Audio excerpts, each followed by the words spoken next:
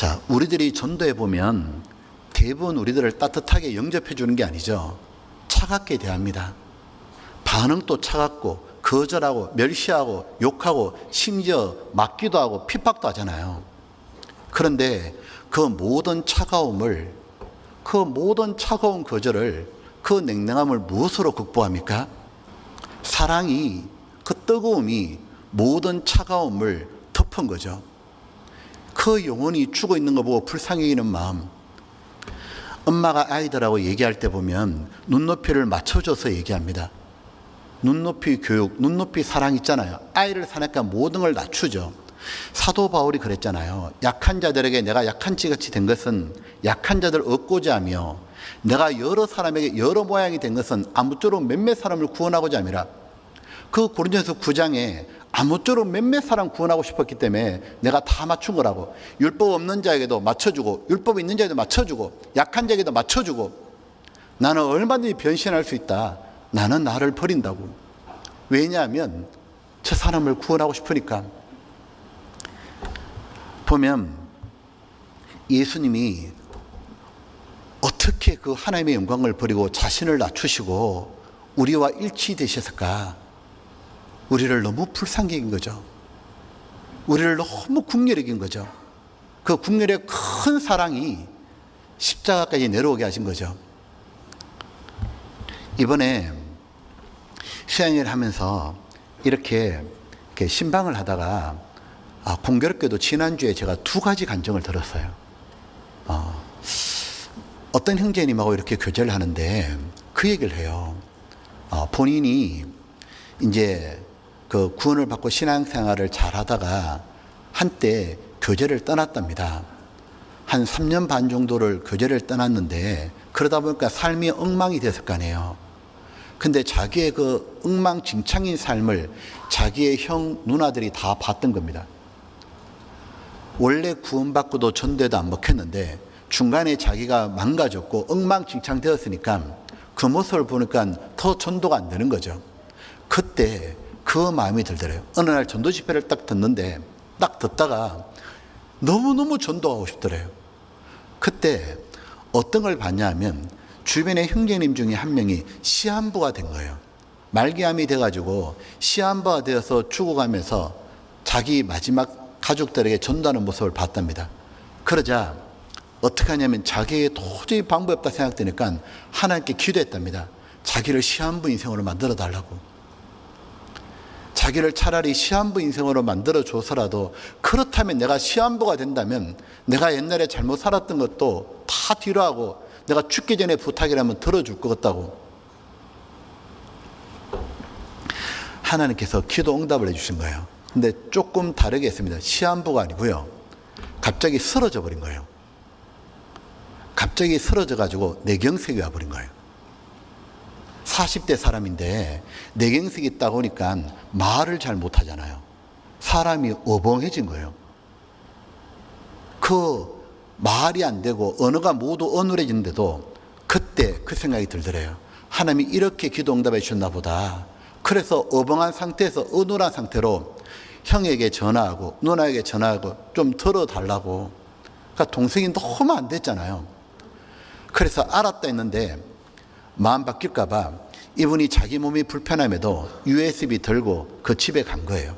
형 집에 가가지고 이 USB 다 듣기 전까지는 나는 안 갈 거라고. 그 형수가 도련님 가시라고. 안 된다고. 이거 다 듣기 전까지 나는 못 간다고. 그래서 그 바쁜 형과 형수가 들었는데 구원받은 거예요. 그리고 교회 잘 나온다는 얘기를 저한테 해주는 거예요. 그런데 비슷한 간증을 그 다음날 또 들었습니다. 제가 뭐라고 하냐면 어떤 형제님은 자기가 이렇게 자기 어머니를 전도하는데 아들인데 어머니가 안 들어주는 거예요. 근데 하나님 차라리 날 아프게 해달라고. 내가 아프면은 어머니가 내 말 들었겠다고. 근데 진짜 병이 와버린 거예요. 병들자 어머니에게 전도했는데 어머니가 들어줘서 구원받은 거예요. 그리고 병도 다 나았습니다. 그 간증을 해주는 거예요. 지난주에. 사람들 눈에는 미쳐 보이는지 모르지만 사랑으로 미친 거죠. 보면 한번 생각해 보게 됩니다. 내 마음은 정말 사랑으로 미친 건지 아니면 얼음장처럼 차가워진 건지. 요한복음 8장에 보게 되면 예수님이 현장에 간음하다 잡힌 여인을 대하는 것이 나오잖아요. 현장에서 간음하다가 여자가 잡혔습니다. 남자는 어디 간지 모르겠고 얼마나 부끄럽고 수치스러워요. 그걸 바리새인들이 끌고 와가지고는 예수님께 와서 이 여자를 돌로 칠까요 말까요? 예수님을 올무에 걸려고 했잖아요. 그때 율법에 의하면 돌로 치는데 이 돌로 치는 것을 누가 결정할 수 있냐 하면 당시에 율법을 집행하는 바리새인들은 할 수 있잖아요. 자기들은 그 심판의 권위가 있었어요.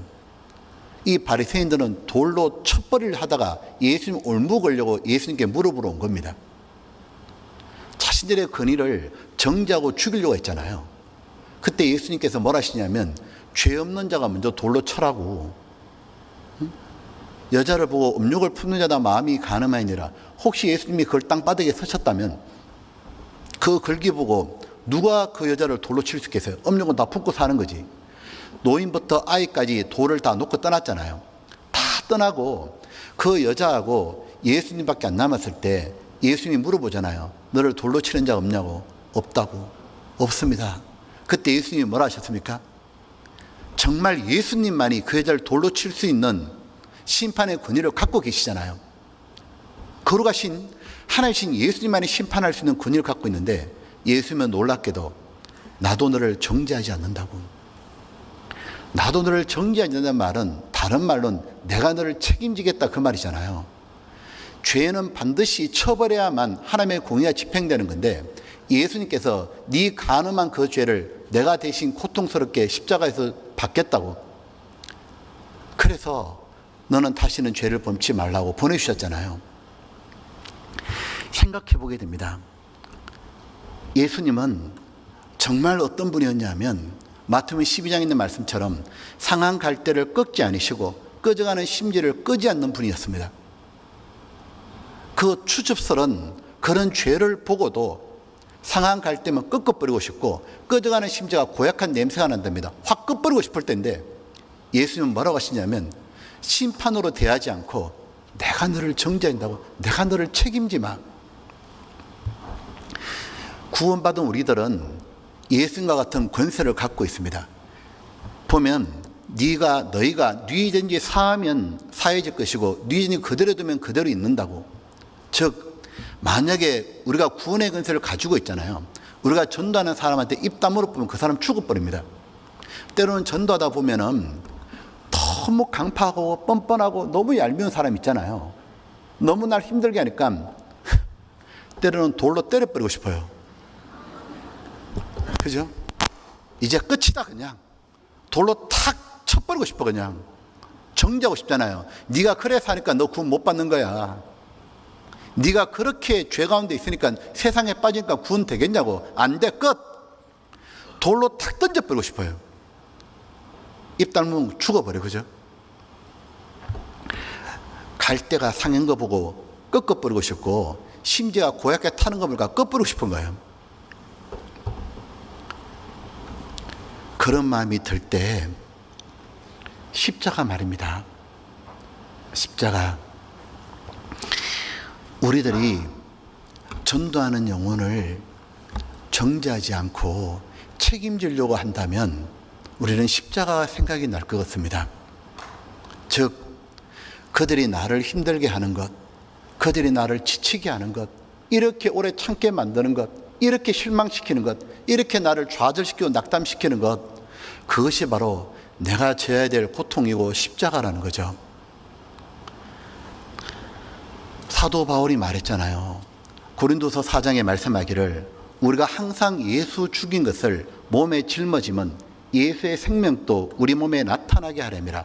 예수 죽인 것을 몸에 짊어진다. 예수 죽인 건 십자가입니다. 나무 십자가를 짊어진다는 게 아니죠. 그 십자가를 전하다 보니까 져야 되는 고통이 있는 거예요.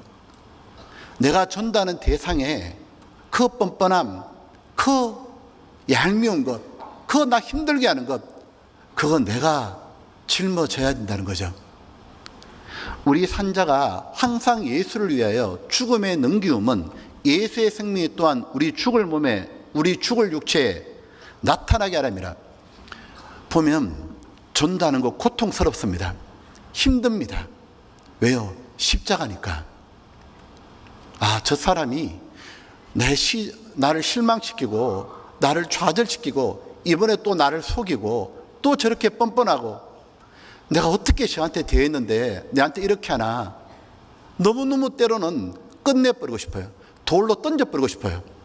그때 예수님이 그랬습니다. 나도 너를 정죄하지 않노라. 내가 너 책임지 마. 그때 우리가 이 사람은 내가 책임져야겠다고, 그 고통, 그 죄값 정말 내가 대신 받는 심정으로 참고 또 견디고, 그때 부활의 능력이, 구원이 일어난다는 거죠. 그래서 전도하면서 우리는 십자가를 똑같이 경험하는 거잖아요. 누가 죽은 영혼을 구원할 수 있느냐 하면 하나님이 어떤 사람을 사용하시냐면 끝장을 보려는 사람이에요. 끝장을, 결과를 보기를 원하는 사람이에요. 우리 잘한 성경 구절 있잖아요. 요아스 왕과 그 엘리사 얘기 말입니다. 열왕기하 13장을 보게 되면 이스라엘의 원수가 아람이었잖아요. 아람인데 이제 엘리사가 죽을 때가 되자 이스라엘 왕 요아스가 우리는 저 아람이 저 적군이 있는데 엘리사가 돌아가시면 어떡하냐고 큰일 났다고 할 때 엘리사가 말하잖아요. 화살을 줍니다. 그리고 이 화살이 어떤 화살인지 알려주죠. 이게 구원의 화살이라고. 아람을 섬멸시키는 그 화살이라고. 이 화살을 가지고 창문을 열고 이 화살을 날려라고. 그 다음 땅바닥을 쳐라고. 구원의 화살, 아람을 진멸하는 화살이었습니다. 근데 이 아람 왕이 어떻게 하냐면 3번 치고 말아버린 거예요. 3번 치고 끝내니까 엘리사가 엄청 화냈잖아요. 노하여 가로되 왕이 5,6번을 칠 것이니다. 그랬다면 왕이 아람을 진멸했을 건데 이제 3번 치고 끝날 겁니다. 5,6번을 칠 것이니다. 왜냐하면 이렇게 계속 아람한테 짓밟히고 살 수 있냐고. 끝장을 봐야 되는 거 아니었냐고. 자, 여기 열왕기하 13장이죠. 18절입니다. 또 가로되 살들, 화살들을 취하소서. 곧 취함에 엘리사가 또 이스라엘 왕에게 이르되 땅을 치소서. 이에 3번 치고 그친지라. 하나님의 사람이 노하여 가로되 왕이 5,6번을 칠 것이니이다. 그리하였다면 왕이 아람을 진멸하도록 쳤으리다. 그런즉 이제는 왕이 아람을 3번만 치리다 하나이다. 엘리사가 자기 마음하고 이 요아스가 다르잖아요. 보면 예수님과 믿음의 선진들, 믿음의 위인들 보십시오. 끝장을 보려고 했지. 예수님이 다 이루었다. 그때까지 만족하지 않으셨잖아요. 보면 기도원과 삼병서도 잘 알지 않습니까? 비록 피곤하나 좋으며 그 말 너무 잘 알잖아요. 전쟁이 아직 안 끝났잖아요. 미디안 군대 세바 살문나가 그 왕을 죽여야 끝나니까 비록 전쟁하고 피곤했지만 쫓아갔잖아요. 왜냐하면 전쟁을 끝내고 싶었던 사람이기 때문에 그래요. 보면 저희들이 전도의 능력이 어디서 나타나느냐? 끝까지 하는 데서 나타나는 거죠. 예수님께서 마가복음 8장에 보게 되면 이 베세다에 이르렀을 때 소경 고쳐준 사건 있잖아요. 소경에 이렇게 진흙을 이겨가지고 침에 발라가지고 눈에 붙여주니까 소경이 눈을 떴어요. 근데 눈을 떴는데 예수님이 말하시기를 무엇이 보이느냐? 나무 같은 게 걸어다닙니다. 나무는 못 걸어다니잖아요. 나무와 사람은 다르잖아요. 눈은 떴는데 확실하게 분별이 안 가잖아요. 그때 예수님이 다시 그 침을 뱉어가지고 진흙에서 똑같은 방법으로 붙여줍니다. 그러자 만물이 밝히 보인다 되어 있잖아요. 무엇을 우리에게 교훈하시는 겁니까? 다시 하고 반복하고 또 하고 끝까지 하고 그 속에서 하나님의 능력이 나타나는 거다. 그거 설명해 준다 생각이 듭니다. 우리 시대의 전도의 능력은 끈기에 있습니다. 다시 하는 데 있습니다. 결과를 볼 때까지 하는 데 있고 끝장을 볼 때까지 하는 데 있으면 끝까지 하는 데 있죠. 왜 그러냐? 우리 시대에 전도 집회 말씀 한 번 듣고 잘 구원을 못 받죠. 왜냐하면 워낙 다른 마귀가 뿌렸던 거짓된 사상들로 완전히 사람들이 덮여있기 때문이죠. 수건이 많이 덮여 있으면 한 겹 한 겹 다 벗겨내야만 얼굴을 볼 수 있잖아요. 지금 우리 시대 사람들은 하나님 없다는 생각 속에 살고 있잖아요. 아예 하나님 없다는 시대에 살고 있습니다. 그리고 세상이 전부고 스마트폰에 완전히 노출되어 있잖아요. 그러니까 너무 뭐냐면 수건이 많아요.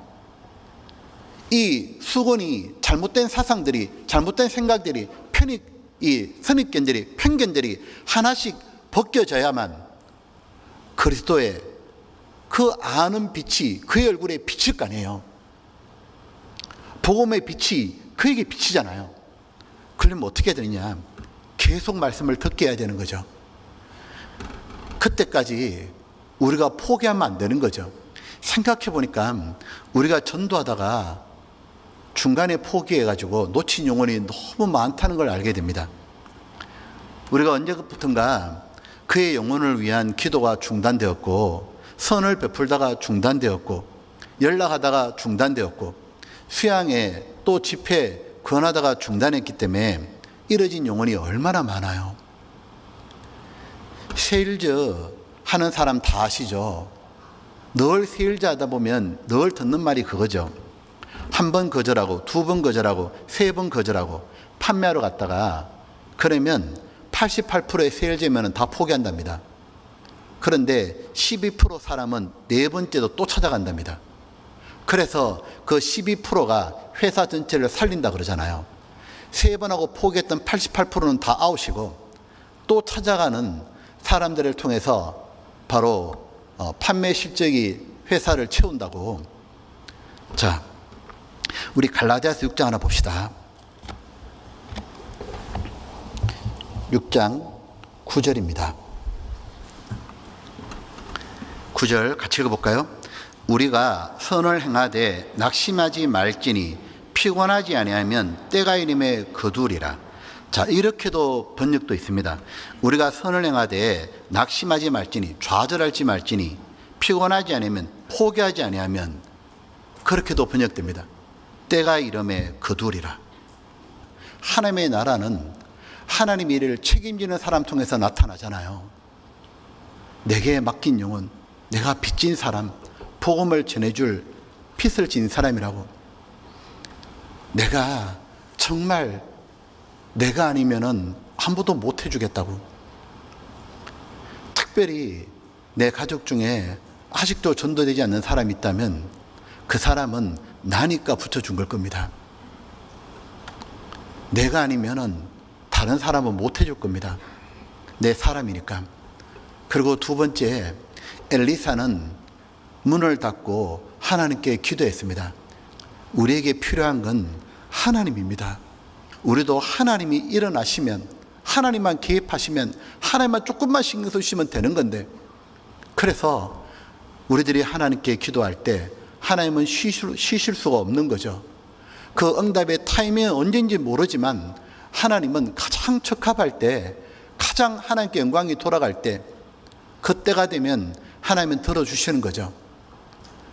지금 또 사랑은 모든 걸 가능하게 합니다. 사랑은 미쳐버리는 거예요. 사랑은 자기를 삼키는 거잖아요. 정말 그 영혼 이대로 두면 안 되니까 그 영혼을 불쌍히 한 사람은 다 맞춰가는 거죠. 눈에 눈을, 입에 입을, 손에 손을. 보면 우리 시대에 어떻게 전도해야 되는지 더 우리에게 교훈이 된다 생각합니다. 우리는 복음의 빚진 자고, 우리는 우리 주변에 지금 너무 많은 사람이 지옥에 가고 있고, 지금은 큰일이, 가장 큰일이 곧 닥칠 때입니다. 이제는 정말 마지막입니다. 우리 이완 목사님이 자주 이런 말씀하시잖아요. 이번이 마지막 수양회로 한번 생각해 보자고. 만약에 제가 한번 생각해 봤습니다. 진짜 이번 수양회가 마지막이라 딱 생각하면 달라지는 게 있더라고요. 내 침상이 더 커져가요. 더 많이 데려가고 싶고 30배, 60배, 100배 내 가족, 친구, 동료 다 데려가고 싶고 정말 마지막이라면 한 번, 두 번, 세 번 그 수양으로 끝나는 게 아니라 아직도 4차, 5차, 6차, 7차가 남았다고. 그게 진짜 마지막이라면 우리는 길을 서고 데려갈 겁니다. 그게 정말 마지막이라고 생각하고 그렇게 전도하는 사람의 모습이 엘리사의 모습이라고 생각합니다.